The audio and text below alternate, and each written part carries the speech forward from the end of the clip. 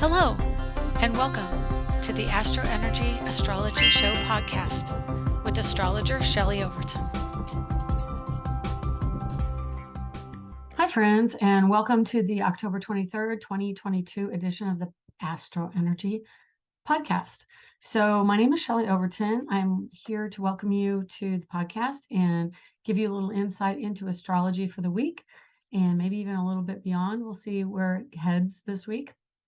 So we are looking at today's chart. It's October 23rd, and if you are a follower on Facebook, you know that I wasn't able to get this recorded sooner.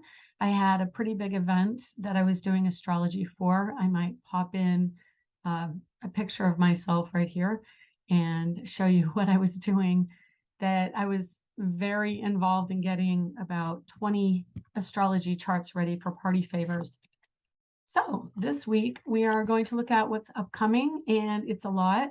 We have, as you can see here in the chart, a grand trine between Mercury, Saturn, and Mars, and another one today with the Moon, Saturn, and Mars. But because that's such a transient aspect, I'm not going to address that one in this podcast, but I just want to point it out so you know I see it, or at least, yeah, it's not an exact trine. You can see it just kind of doesn't complete the Moon to Mars. It's going to, though. It's approaching a trine, which means it's also approaching Mercury today.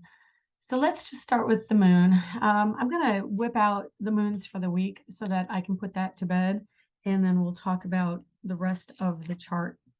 So today is Sunday, and the Moon is in Libra. It will be in Libra also Monday, and that is about balance and diplomacy and relationships. The Moon goes into Scorpio on Tuesday, which is when we have the solar eclipse at 2 degrees Scorpio, which is pretty intense personally because of that Scorpio rising. And then Wednesday, we also have the Moon in Scorpio. And so it's about digging deep into commitment, into what we value, how we value other people, how they value us. It is joint finances, it's legalities, so lawsuits, paperwork being filed, that sort of thing.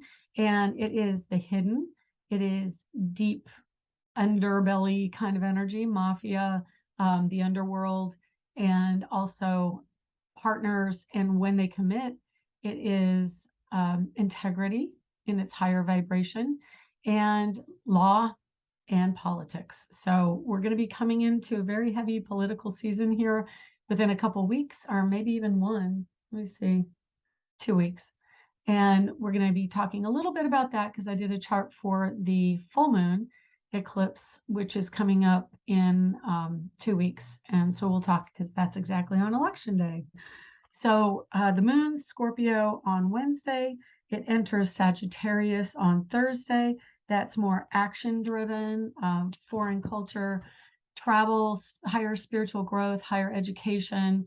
It can be real estate, all the usual suspects. If you listen to my podcast, you hear these signs fleshed out a little bit more when I do readings or when I get into a chart a little bit more than just giving the generalization. A lot of the beginning part of this podcast is for newbies, and then it gets a little bit deeper. And so if you know more information, it kind of helps going further in.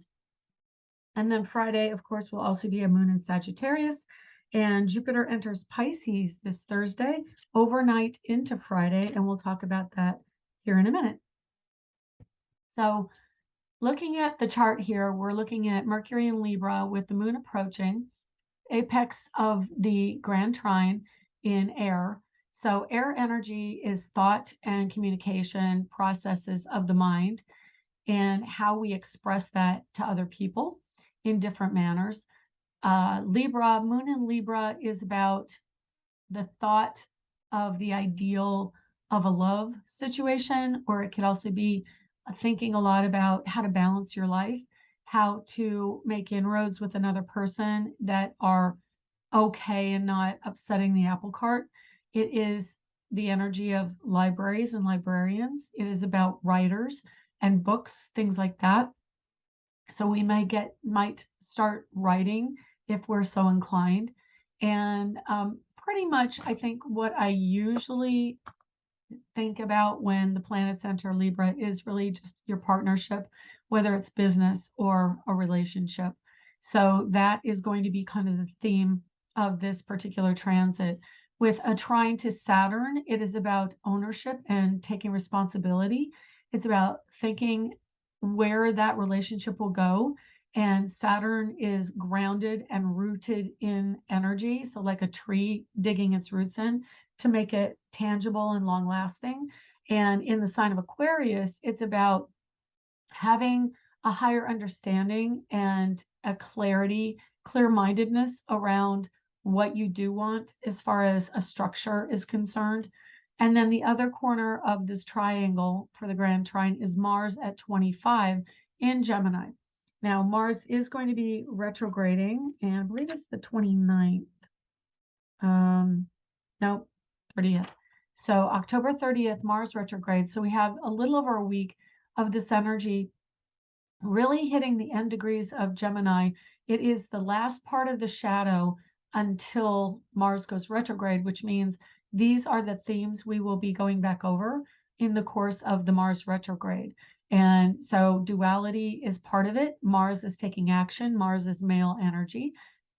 Mercury is the ruler of Gemini. So we look to where Mercury is, and it's in the sign of Libra. So there's a really strong energy in the sky with this grand trine about duality within relationships, balance within relationships, and the duality nature of Gemini can also relate to neighbors.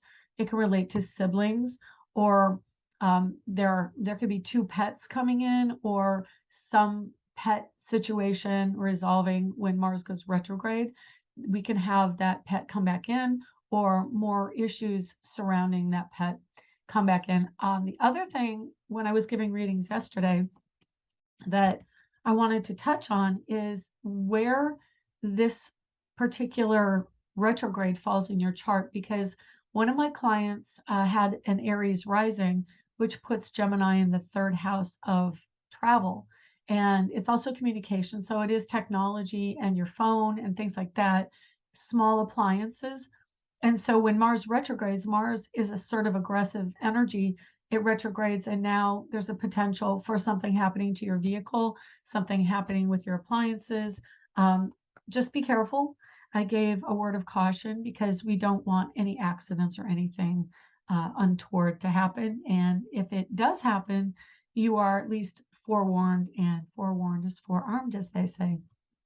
Up here is the Sun at 0 degrees Scorpio and Venus at 0 degrees Scorpio, which of course means they are conjunct today.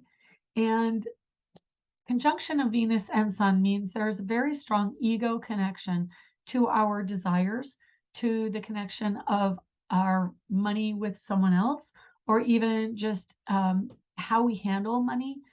If you're not in a relationship, it is still the legal aspect of money and investment. But Venus is the goddess of love and money. So really it shines a light on our love interests. And Scorpio, the energy of Scorpio, is commitment.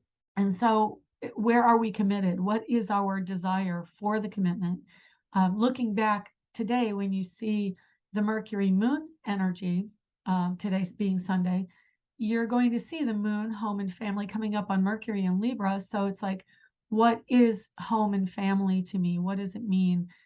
Is my intention manifesting and coming out the way I would like it to be? Because Mercury is heading towards Scorpio, and that means that your thoughts will be moving into the commitment aspect. So today, you're seeing where maybe your desires lie, and then your thoughts are probably encompassing your desire, but also the ideal or the vision for that coupling. There is a square going on between the Sun and Pluto right now.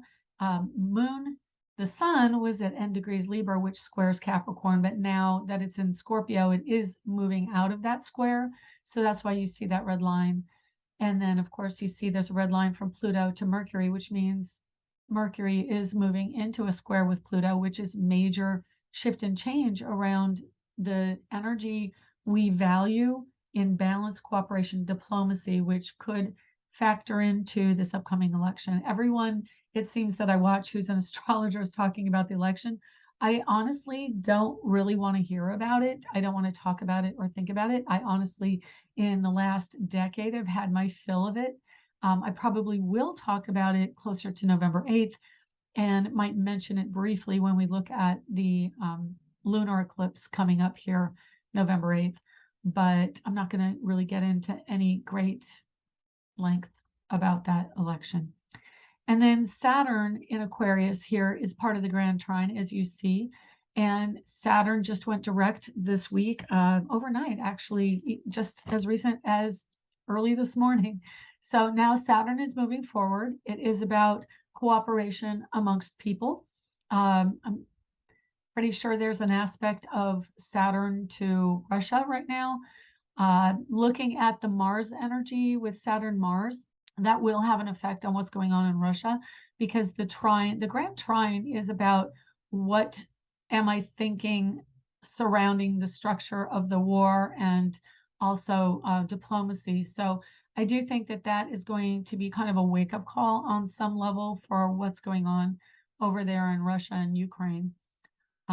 Anyway, I hope I keep a good thought for that. And then Neptune here is in sextile to Pluto, a very good aspect. It is a manifestation aspect. Neptune shows us our deepest heart's desire. It wraps up a cycle, as Jupiter right next to it is going to be going back into Pisces and having a little conjunction energy with Neptune, or at least it may not be exact by a degree. Let me see, there's 7 degrees. Yeah, I take it back. It will be pretty close to the orb of a conjunction. The broad one, it's like 7 degrees. It's not real close, but it is going to be triggering a story around someone coming back into your life and then having like an awakening, so to speak, an understanding that maybe the energy isn't working out. Jupiter is transformation. It gives us a higher understanding of what's going on. And then that energy will be around for a couple months, as Jupiter is going to be in Pisces until late December. I'm going to verify that because I've had so many dates flying around my head. It is late December because it goes back into Aries the 21st of December. So yeah, Pisces until late December, retrograde until late November. And then we have Chiron down here. Also, I guess we kind of also want to touch on Jupiter being at 0 Aries. It is the very first degree of the zodiac. We observe 0 degrees Aries as the first day of spring. And so that also means the day before is the last day of the old zodiac energy with 29 Pisces. And so we have a new birth coming in with that Jupiter energy. So those of you with Aries planets, Aries rising or Aries sun, are going to really feel the energy of this Jupiter retrograde and then the shift out of Aries, out of your energy, out of new birth and exciting new growth opportunities, which we've been experiencing earlier in this year, into Pisces, kind of bringing you back to the old energy. It's probably not going to be a real fun, comfortable energy for you because Aries is fire and Pisces is water, which puts out fire. But it will be just a couple months. We're going to wrap up that old story of emotional connectivity, and then we'll move forward again early in the year. And then that fire will set forth into the new energy that we have been creating. Down here, we have North Node Uranus conjunct, and they are moving apart. I think it isn't quite as profound as when Uranus, North Node were together with Mars, but it is still a time of destiny that we are seeing. And it's in Taurus, which is love and money, because Venus rules love and money. And it is value, personal value. Do you value yourself? And Uranus brings in new ideas on how to express your sense of value. And that can be the material world with property. It can be through money, through investment, through growth, through planting seeds, plants in general. I think I've shown my plants right over here before, but it is this energy of Taurus is really triggered right now, looking for new ways of expressing the energy in Taurus and more eccentric means of expressing it. So that's kind of a run through of what's going on around the zodiac right now. Mars in Gemini, as I said, Mars goes retrograde the end of the month. So we'll talk about that probably next week a little bit more at length. Okay, so here is the chart for the new moon eclipse, which happens on the 25th, which is Tuesday. And that shows a lot as far as what we can expect. Because it is an eclipse, we've got the sun and moon fairly close together. Okay, that's better. So I got my hair out of my face and we have the accurate chart. This is actually for 6:49 a.m. on October 25th. I had the PM one, which is inaccurate. And now we can see exactly what's going on. Here we have a Libra rising at 21 degrees for the moment. And this is Orlando, by the way. Mercury at 22 degrees and all the twos. So those of you who follow numerology, two is two people coupling up. 2 equals 4, which in my view has always been a nice, easy energy around money. 8 seems to always make money in my world crash and burn. But 4 is a really comfortable energy. Sun at 2 degrees of Scorpio, Moon at 2 degrees of Scorpio, and Venus at 2 degrees of Scorpio, opposite the energy of... Anyway, so we've got this stellium right here in Scorpio at 2 degrees. So what does that mean? Well, Mercury, again, is in Libra, giving us the thought about what we want to do with that partnership. The grand trine still is occurring as we go on throughout the week. And we have the ego. So usually sun is like, if you assign it to a person, it could be a father, the moon could be the mother, sun could be a man, Venus could be the woman, or excuse me, sun could be the male partner, moon be the female, or the one who expresses that energy. And then you have Venus, the goddess of love, down next to the moon. Sun is also, when you put the sun high in the sky, it is fame. You've got it up at the top midheaven point of the chart, which is right up here. It would be fame.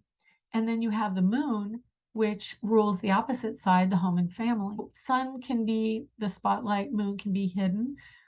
Sun is getting attention and ego kudos, and the moon works behind the scenes. So those are other attributes of these two particular lights, as they're called in astrology. So we have the ego, we have what's hidden, we have need for connectivity because the sun does rule Leo. We have the moon with energy of nurturing and sensitivity, wanting to make a lovely home base and have security. So sun is shining a light on that security need. Of course, there will be a moment where it goes away and the moon, and this is only partial, I believe, so it's going to be in certain parts of the world, but the sun gets obliterated by the moon because the moon, of course, in orbit is between the sun and the earth. So we will see a little bit of the sun getting taken down, so to speak, and that means the ego will have a moment and the moon will have a say. Information can come out. The sun, when they're approaching, of course, is not hidden and may shine a light on those hidden emotions that the moon can have. Scorpio, as we all know, is famous for things that are hidden. And when the sun is in Scorpio, the light is shown on things that are hidden, in general of value. And then the moon also has emotions triggered and shown from the energy of the sun transiting nearby. And then Venus, of course, is also our desires, and we will get a real strong view of what we value, what maybe is shining a light and giving us new information on the situation, and how we love, how we feel secure, what we can do about it per se. In other words, once we understand it, we are able to do something more about it. That being said, of course, now we also have the energy of, well, it shows a grand trine, including Mars. The planets at 2 degrees are still in a trine energy. They are still within orb of trine, but they have moved past Mars, and Mars is going to be slowing down and then, going back over energy. So what happens with this is, as the sun, as the moon, and Venus have all transited in that trine at late degrees of Libra, it has given a knowledge and an awareness of what they want to accomplish to Mars. There's a communication in the skies, and then Saturn falls to the other corner of the triad. And so that is shoring up of the energy. And now that Saturn is direct, Saturn is looking to make some kind of structural shift, where Mars is how we are taking that action based on this information, is going backwards into Gemini.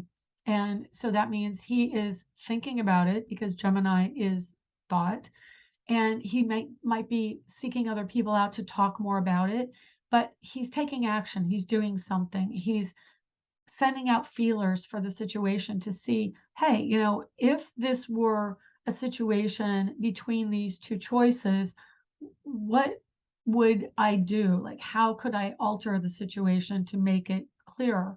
And that's what Gemini can do for Mars. But Mars is always thinking, thinking, thinking. So yes, when Mars goes retrograde, it's going to be pretty intense time of really trying to find out information, thinking more, maybe keeping you awake at night, but taking some type of action if it is behind the scenes, or potentially just done in our minds as opposed to out in a physical realm. But Mars needs to take action, and in Gemini, he takes thought and verbal action. And then, like I said, Saturn will be talking to Mars as he retrogrades, because Mars will be moving back closer in an exact trine to Saturn as he retrogrades. He actually will also go over that trine degree of 18, where Saturn sits down here, and he will go even further into Gemini. And so when that happens, there will be other triggers around the zodiac, and we can look into that week to week until he goes direct. He doesn't go direct until January. So it's going to be a long haul here of 3 months before we really get an answer. And that can also be part of the problem, is that we may not get a definitive answer as to which energy is going to be the one that Mars will put his final stamp of approval on. But once Mars gets into Cancer, that highlights the energy of security, home, and family. And that energy will shift as Mars goes out of Gemini and really starts to dig into the Cancerian energy. It will be quick, because once Mars gets going forward and moving quicker, Cancer it's just going to barrel through Cancer. I think he gets all the way to Virgo fairly quickly in the middle of next year. I think he's in Virgo around May. So he's not going to spend as much time through the signs after he gets into Cancer as he has spent in Gemini. Those Gemini influenced people out there are going to have probably a long 3 months of analysis. I don't mean to chuckle. It's more like, as if we haven't had a lot to really chew on and deal with in the last 5 months. Now we have this energy of Mars retrograde. So just know it's action around thought and words. Okay. I think that's what I want to say about that. You can set your intentions, because it's Mars, and Mars is still direct when this eclipse occurs. Saturn is now direct, and Sun, Moon, Venus are all moving forward.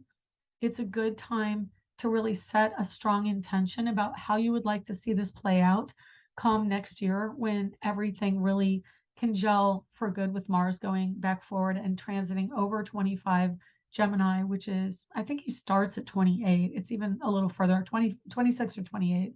So degrees, that is, I'm talking degrees.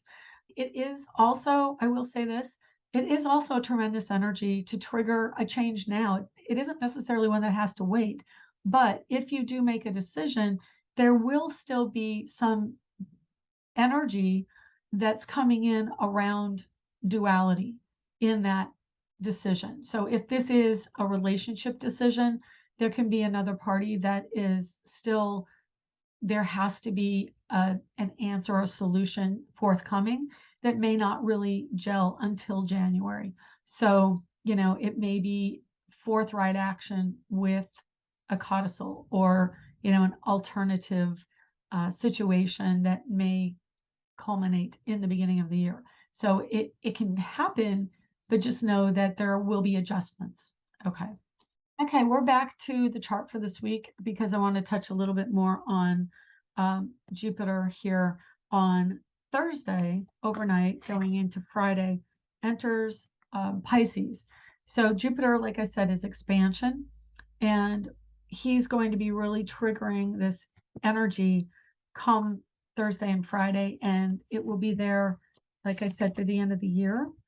And that means that we're going to be digging deep within our psyche. This is an energy that could expand COVID.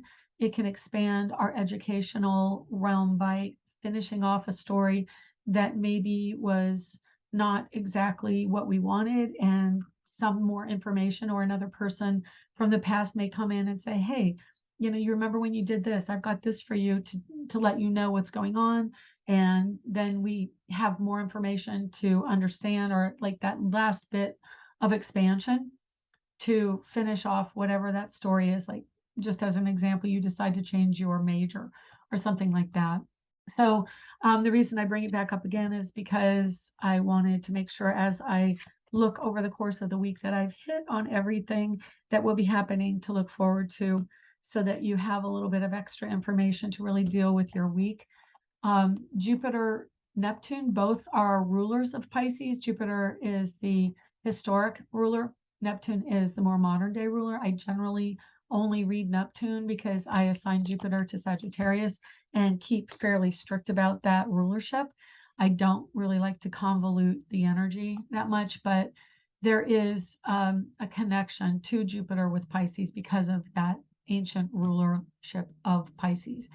There could be travel coming in, or travel for something, sorry to say, as morbid possibly as a funeral. But funerals are a part of life, sadly. It is something, though, that helps us process the emotion, which can be really helpful. Neptune at end degrees of Pisces, we will very strong potentially see someone leaving. Doesn't mean every one of us will have someone transition during this time, but because we've been going through a pandemic and Jupiter is an expander going back into Pisces, there is a potential for another increase in COVID or increase in other types of disease. I heard that Ebola is kind of making its way across Uganda again, and a number of people have died there. So just be aware that there is more potential for disease. Of course, we are heading into the end of the year and kids are back at school. So, that energy is around. My daughter, she does a lot with education. She's in an elementary school 2 or 3 times a week and has been getting sick a lot since September. So just know that it's out there. Mars is in Gemini, which rules children. And that can mean that, they are indicators, especially with a square to Jupiter and Neptune, of some type of health issue that will get more common in our news in the next few weeks. Again, Mars goes retrograde through January, and Jupiter is in Pisces through the end of the year. So we've got a good solid 2 months of potential disease coming in. Might be situations where you're close to people that you do want to wear a mask. So just giving you that, and we're going to move on to the last chart for our week.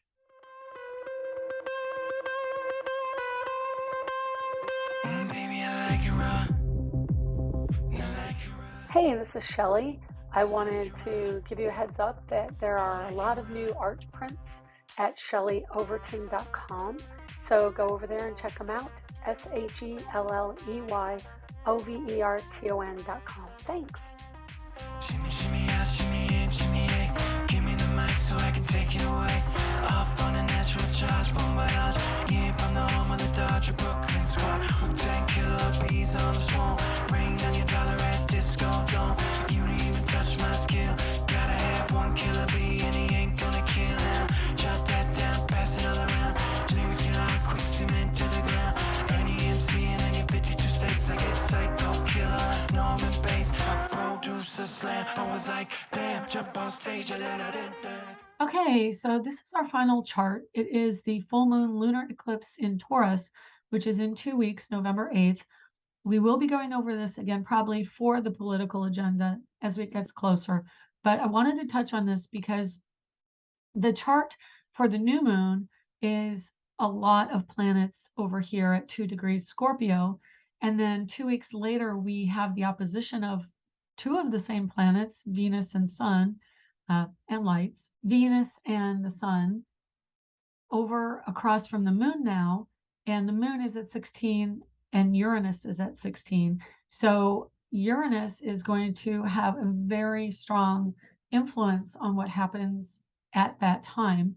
And the moon is a decisive energy. It is Uranus, which is the unexpected, but Uranus is also humanitarianism, expansion, and awareness. So it should be quite interesting because you do have fairly, I mean, not exact in power because Uranus holds a great amount of gravitas in the sky because he takes so long to travel. But you have a fairly good opposition going on with Mercury, Sun, and Venus. And I'll tell you why. The Sun is the central body in the heavens. It is the head figure, so to speak, of this side of the energy. It is the energy of Scorpio, the underbelly, the hidden. It is shining a light on what's hidden. Mercury, now in Scorpio, may want to hide things. At the moment of the eclipse, there is a Mercury kind of behind the Sun. So that means that Mercury is kind of whispering in the ear of the awareness. And then we have what's in front of it, which is Venus. And Venus is the desire. Is it the collective desire? Is it a commitment? This is I would say this probably on that day will relate to the politicians. And then Taurus relates to money. Now, a lot of politicians are all about money. So you've got this split between integrity on the higher end and pulling one over on somebody on the lower end of the energy spectrum. And then on the other side, you have Uranus next to the moon, and the moon is a deciding factor.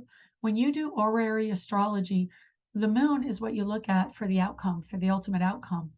And the moon is now approaching Uranus. So it is the unexpected, but Uranus is also power and it is sexual power. So I think on some level, you might even have sexual politics come into it before everything is culminated, which will be really interesting because Scorpio also rules sex. Uranus is the power aspect of sex, and Scorpio is the covert aspect of sex. So I know those are really subtle differences, but you know, sexual power is pretty prevalent in society. If you look at anything on TV for news or commentary or TV shows, advertising, it's all, how can we get to people through sex? It is an interesting energy as far as back in June, Uranus was conjunct at 18 degrees with the Sun and Mars, and, the North Node and Mars. And yet there's still that North Node Uranus connection, but Moon is in between. So I do think we will feel some of the energy of the Moon Uranus North Node energy from what was happening in June come the 25th. And I just want to say this, if you had a situation with another person, like a commitment, Scorpio, that seemed ultimately positive, and then it kind of faded away or pulled back, this energy very well may trigger something with that situation because you are triggering the energy that was coming up in June with that person. Back in June, when you did have Mars and Uranus North Node conjunct, it was about taking action on something that seemed to be too good to be true. But this energy with the moon is saying to me that it isn't too good to be true. It is true. So just be aware of that, especially Taurus, because Taurus is a very grounded energy. Taurus takes its time in getting to know what it wants to do. And then when it makes a decision, it is absolute in that decision. It doesn't shift and change because it's a fixed energy. So it digs in, it says, this is what I'm going to do. I've taken my time. I know what to do now. And so opposite energy of Scorpio also fixed. So we have two very intense fixed signs with all of the power of thought and ideas, but research and understanding, awareness, and then desire really in opposition, but also in synergy. And North Node is usually an uncomfortable energy for us to explore because it is the future, it's the unknown, it's the path that we haven't yet created. And so you have the moon Uranus going, what do we do? What do we do? And they're at 16 degrees, which the sun and Venus, well, Venus already went past 16. So earlier in the week, Venus will have opposed Uranus. The moon will not be quite there yet, but Venus already talked to Uranus and found out some information about what is true and clear in this scenario. Venus ruling Taurus. So Venus is what Uranus answers to. So this is a really strong, I got chills with this. Uranus talking at 16 degrees to Venus is going to say, you know, what do you think? What do you see? Is this a commitment worth making? And I'm going to just look up really quickly here. That's November 8th. I want to see when Venus and Uranus join up, and that will give you an idea of when that happens. So Venus and Uranus are in opposition at 6:22 p.m. on Saturday the 5th, and that's Eastern, 3:22 Pacific. So the 5th is going to be a fairly strong day. I mean, I even wrote it down. I can't believe it. I just looked for it, and I actually wrote it large on that day. So so November 5th, you're going to have a clarifying moment when it comes to love and, you know, having, whether it's a sister or a love interest, a female, or money situations, any of your desires, buying a product, like it's all under Venus. And Uranus wants to give that information that it's aware of to Venus and vice versa. So Uranus is saying, hey, we're clarifying what's going on. What do you got for me? And Venus is saying, well, I have this feeling and this feeling and that feeling and this scenario and this item I'm thinking of buying or whatever it is, and talks to Uranus. And Uranus says yay or nay based on what it understands from all the time it's spent in Taurus interacting with the North Node, interacting with other energies as they've come in.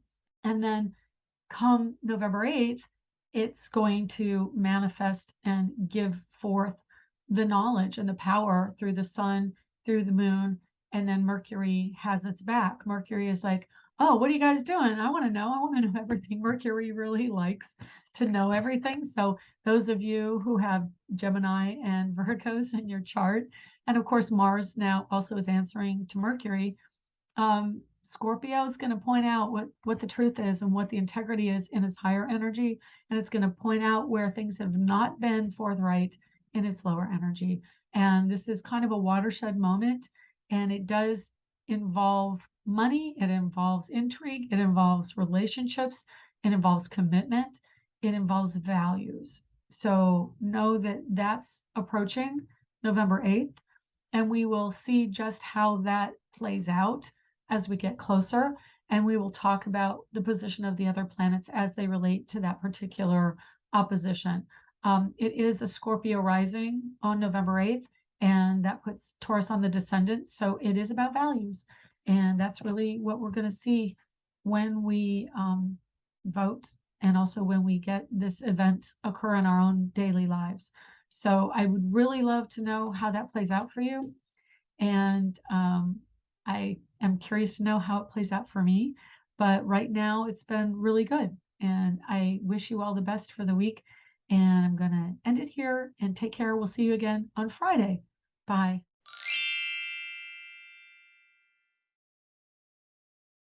Sorry. Oh, I feel like I have a hair on my face. Nothing. There's nothing opposite that. What do you know? How lovely. Okay.